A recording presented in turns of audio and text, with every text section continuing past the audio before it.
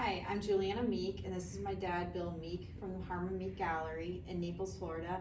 And we're going to talk about an artist that we've shown for a very long time, since 1970, with Adolf Dehn. Dad, do you want to talk about the history with that?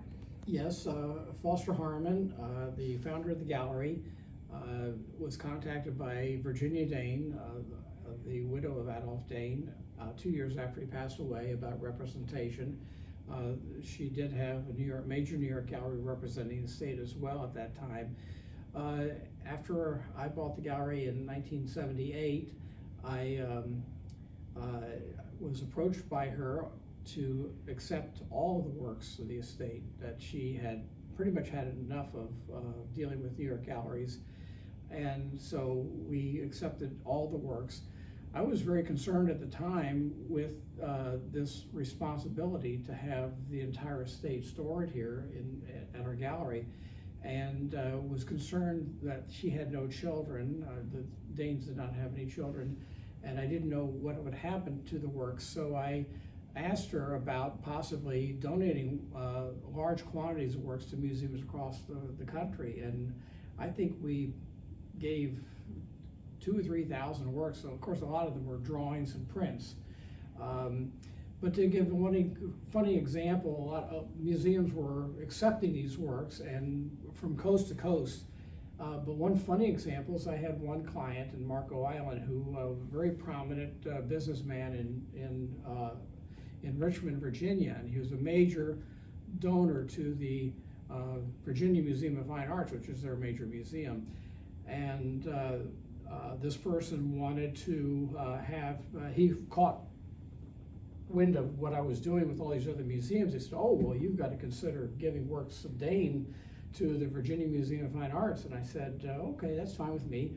So on one of my trips north to visit artists, I stopped by Richmond, which is right on the way, and he had me meet the director of the museum at that time, and she gave me a personal tour of the museum's collection. And after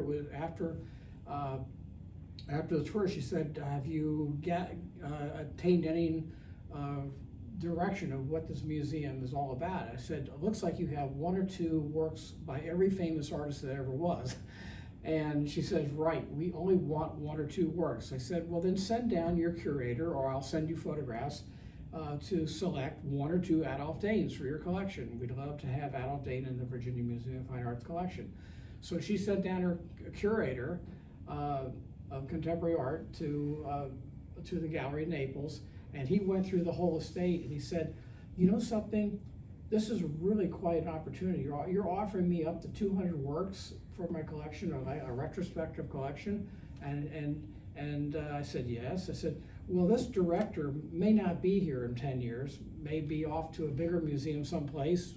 We never know, but I'm going to be here, and I'm not going to miss the opportunity. So the heck with 2 works, I want 200. And so we sent them 200 works.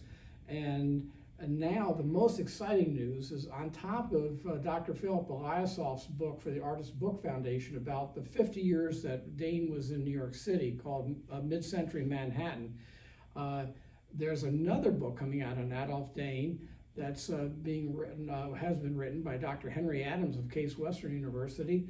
And this book is being published by the University of Missouri Press this fall, and it'll be in the entire life of Adolf Dehn. So here you have a 1-2 punch of 2 books. So all these museums that received works, on top of all the museums in the past that owners, he was already in 60 or 70 museum collections, even before he came with our gallery, that there's going to be a lot of talk about Adolf Dehn in the future. And I also often wanted to do a show at a museum called Dehn's Dames. I think that'd be a really catchy title, because he did everything from burlesque to nuns to, here's a very rare pastel from 1926 of a park in Vienna, Austria, when he was there.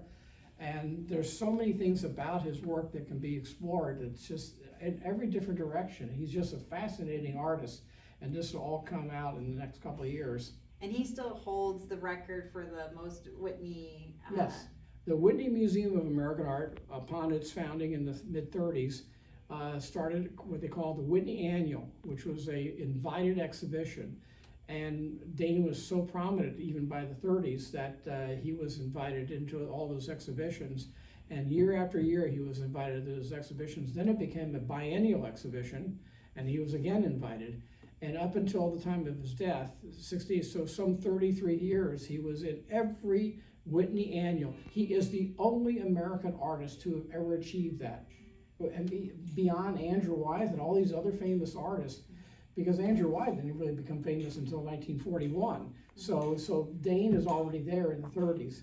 And he weathered abstract expressionism. I mean, he survived, and he's a survivor, and his art is viable today as it was when he did it. And I think a lot of the renewed interest in Dehn comes from the Metropolitan Museum. They're in their store, the Met store, which has, the Met owns, is it Springtime in Central Park? Yeah. The painting, which was done in the 1930s. 1941. 1941 Yeah. of Central Park, and they've reproduced this painting on everything imaginable, from umbrellas and 40 different items. Yeah. They make $250,000 easily off of this image every year. It's the most recognized New York scene, I think, of any artist. yeah, it's become very, very popular with New Yorkers.